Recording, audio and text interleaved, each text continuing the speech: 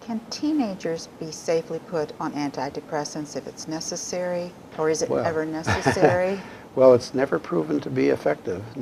There's only one SSRI that's been approved for kids under the age of 18, and that one wasn't even really tested well, and that's Prozac. But there are a lot of extenuating circumstances, a lot of pressure from Eli Lilly to get that one approved, but none of the other antidepressants are approved for under the age of 18. First of all, most of the studies prove that they don't work any better than a sugar pill, so they're not even effective. Doctors, however, can prescribe drugs even if they're not approved by the FDA for any purpose. There's lots of examples of doctors prescribing things for things that the FDA has not approved for, and they can get away with it legally.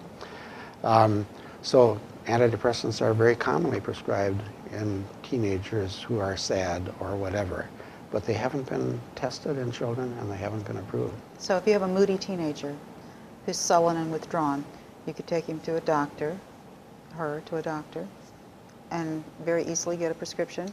Very easily, very easily. What are some of the repercussions of that?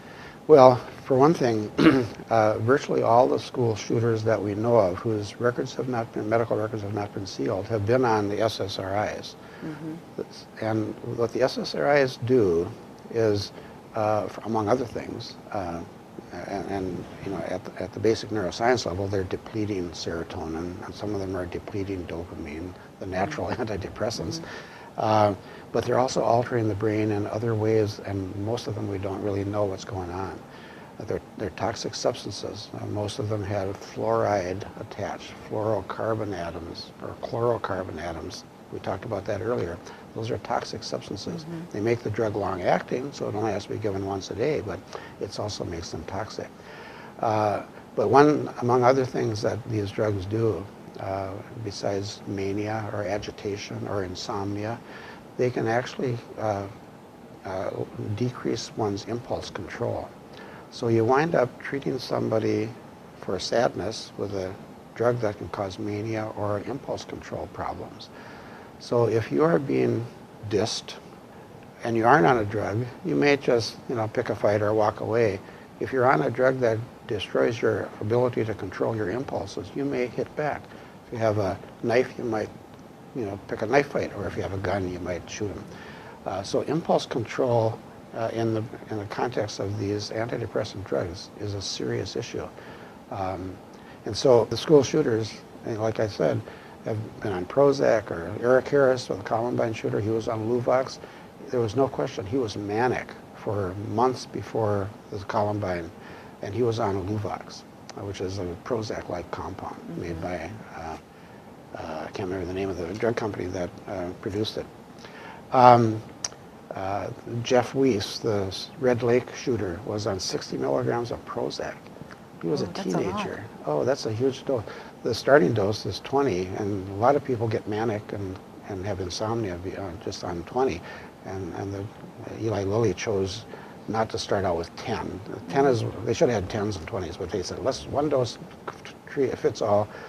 There's 7% of the population that lacks the enzyme that can demobilize or at least denigrate the Prozac molecule. 7% can't destroy it, and so that's 7%, and it's a very expensive test to decide who can metabolize Prozac or not.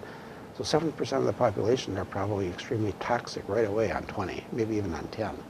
Jeff Weiss was on 60, and he shot his grandfather and another member of his family, I think his grandfather's girlfriend, and then 8 members of his school, and then I think he shot himself too. So he didn't have impulse control probably. He was disrespected, probably blew up, and was being humiliated perhaps, or bullied, just living in poverty, no hope. That's gonna motivate him to do something.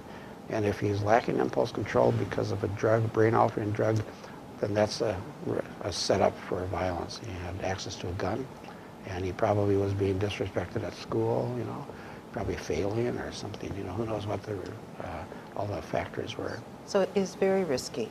It's risky to give drugs that, and the FDA has never approved a single drug for suicidality. There's no drug approved for suicidality because all those drugs increase suicidality.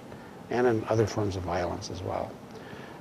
The Citizens Commission on Human Rights, CCHR, and the website is cchr.org, has a number of wonderful videos and documents about this very matter, about the school shooters.